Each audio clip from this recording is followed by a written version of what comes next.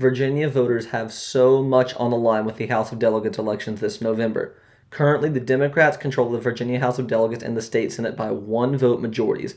Last year, when they did control them by the same margins, they passed several different constitutional amendments that they want to be on the ballot in 2026. One they call the right to reproductive freedom, which would basically remove any restrictions on abortion. You could have abortions basically even up through the third trimester, killing babies which are fully grown and developed in the womb right before they're born.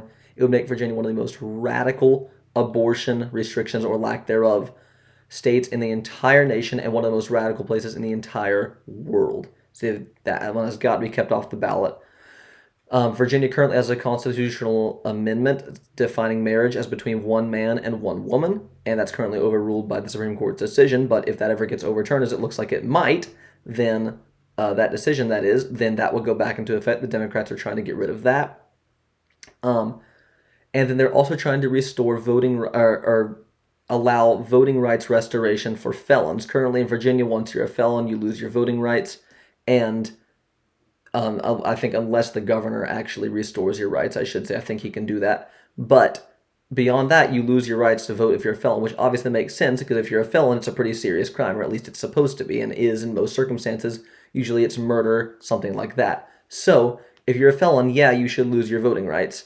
And the Democrats are trying to repeal that, which makes you ask why, because, of course, felons, by and large, vote Democrat. So what does this have to do with the elections this year? The Virginia House of Delegates and the state Senate have to vote again to pass these constitutional amendments, in which case they would then be put on the ballot in 2026.